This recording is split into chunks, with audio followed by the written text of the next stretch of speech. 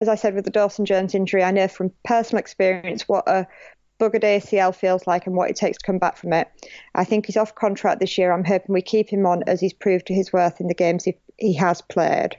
Yeah, I hope he recovers, and certainly if the whole KR club do right by him by giving him a new contract from how well he has played when he has been playing, that'd be really cool, wouldn't it? Yeah, they're not renowned for it though, are they? Shots fired. I don't know. Back that up, because I don't know. Last season, when they were in the middle eights, they ditched a load of their injured players to save money so that they could sign Craig Hall and Ben Crooks and the other players that they signed. Oh, I didn't realise that's what happened. Yeah, they ditched 4 or 5 injured players. Well, in that case, yeah. Best of luck to James Greenwood. Wakefield and England winger Tom Johnson has been ruled out of for the rest of the season after rupturing knee ligaments in Friday's win at Hull FC. The 23-year-old will have an operation on his left knee in the coming weeks. It's the second such injury he has suffered in the past 2 years, having previously done the same to his right knee. So, unfortunate stuff for Tom Johnston. And at M9UHL, Josh got in touch. He said, gutted for this guy, and I think nearly everyone is gutted that they might not be able to see him for the rest of the season. He's great to watch. I hope he recovers and that Wakefield can continue their form without him. Yeah, it looked nasty.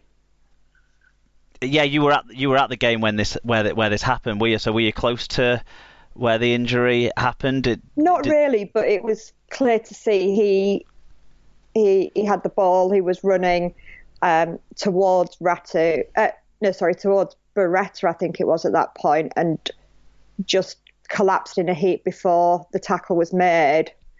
But you could just see, even from, it was right out on the wing and we're behind the sticks quite a little way up, and you could just see how much pain he was in. So was it? So it was non-contact. Non-contact. He went down about a yard before the contact. Right. And the Hull players realised and sort of almost held him down, I think. As players often do when somebody's injured. Yeah. Stop him from moving around and stuff. But you could just see the agony in his face. Oh, nightmare. But I'm not sure if there was something bothering him earlier in the game, because there were 3 or 4 times that he had the chance to take the wing, to take down the touchdown line, and probably score, and he chose not to and came inside and passed. And Ratu caught him once, despite him having the advantage. So I wonder if there was something just not quite right during the first half. Right, okay, yeah. So maybe there was something there, and then he's properly done it when he's planted his foot or something. It is crap for a player who was having a great year, and it is, yeah. Was going to try a game as well this season so far. So that's a big shame for Tom Johnson, and we wish him a speedy recovery as well. Yeah. So the news that I'm sure you've got plenty of opinions on. Sean Edwards expected to move to Wigan Warriors head coach from 2020 is under fresh doubt following quotes from Edwards that he hasn't signed any contract with Wigan and is open to offers for his next appointment after he'll leave Wales Rugby Union after this year's World Cup. He said, I agreed with Wigan and thought we would sign a contract, but then Wigan said, it's okay, we'll sign one later. And I thought that was unusual, and that was 9 months ago. All I can say is I haven't signed anything with anybody. Tom Andrews says, Wigan doing dodgy deals? I honestly don't believe it. Lenigan is smart, though. Doesn't want to sign up an expensive coach when he's not sure what division they'll be in. Yeah, I don't know what to say, Sarah. It's an absolute shower. It's just it makes no sense. I mean, he's been playing this sort of angle of uncertainty around it for a while, and I just thought it was Sean Edwards being Sean Edwards and being a bit grumpy and elusive with the media and stuff. And now it seems like potentially he's been always leaving the door open for himself to get a different offer back in Union where he might be more lucrative, whilst Wigan haven't done the right thing by getting it all sealed up. And Wigan have come out, so the Wigan fans were demanding a statement. So Wigan came out with a statement that basically said... It's a brilliant statement. I was looking for the rest of it, and then I realised that was it in its entirety. Yeah, basically. I can read it. Following his the phone's conclusion off. of the Six Nations and Sean's comments, we have been seeking dialogue with Sean directly since Sunday to clarify to Wigan his intentions. I mean, what sort of statement's that? Well, it's a non-statement, isn't it? It tells the fans that the club have kind of lost their way on this one completely. And there's no accord. I mean, back in January, he was at some of the pre-season games. He was clearly in and around the action, and then the Six Nations starts, so you'd expect him to step away and be more focused on his Wales job for that period. So fair enough, but it's just an absolute load of nonsense. I mean, when you roll into all the other stuff, like the on-field stuff isn't great, but hey, we're still champions right now, so that's not the worst thing in the world, is it? But then we're losing all our best players repeatedly. John Bateman goes and shows what a world-class player he is elsewhere. George Williams is gonna do the same next year, and we're gonna not see the best out of him, and those sorts of things. And you start to think, does that play a part in this coaching situation? Is Lenigan being too penny pinching with stuff like this? Because I've got to say, he has spent his own money on the club, but he hasn't put himself in a difficult position by spending his own money. He's not overspent in any of his time at Wigan. It's just he spends on the basis of he makes a small profit if Wigan get to a final, or Wigan win a final, and if Wigan don't win a final, I think he's kind of already ready for a loss. But at the moment, he seems to have set himself up to not make a loss, even if we don't make a final, don't win a final. Like, our recruitment, okay, we signed 2 players from the Championship, one as kind of a stopgap backfill. You'd not expect him to play every week in Jared Samet, and the other one a little bit of a project on a cheap wage, no doubt. And actually, Joe Bullock's ripping it up, isn't he? But like, that's to replace top draw players, a marquee player, and a Man of Steel contender. So it's just crap at the moment. I don't know what else to say. What's it like from the outside looking in? Do you just think it's hilarious, basically? Well, yeah, it doesn't make a lot of sense, which therefore does make it quite amusing, I suppose. In one way, I feel for you a bit, given we had the whole thing with Paul Cook not signing a contract, but then that sort of that didn't come out until later on. And for the club and the player, he's not a player anymore, is he? But you know what I mean? Yeah. For the club and him to have had all of these press conferences claiming, yeah, he signed this contract. At no point has it been said like, oh, we've discussed it and we're coming to an agreement. We're discussing terms or anything else. It seemed like it was signed, sealed, and delivered. Yeah. And I was feeling a bit sorry for Adrian Lamb, because I think he's always been on a hiding to nothing. But is it a case that they were worried that maybe Lamb would achieve something and they didn't want to then have the dilemma of, do we keep Lamb on and pay Edwards off? We don't have to worry about that anymore. So. Well, this is it. But is that what was there an element of that? And we'll just hold this contract for now and then we'll make a decision nearer the time. I just don't know who to blame as well, because obviously the club and Edwards both sat there saying he'd signed, right? So both of them have lied to us. Mm-hmm. We think, because it does seem that nothing has been signed, and the club haven't come out and said yes, something has been signed. Which then when they've said it's been signed, or they're lying now when they're saying it hasn't been signed. So either way, they're lying.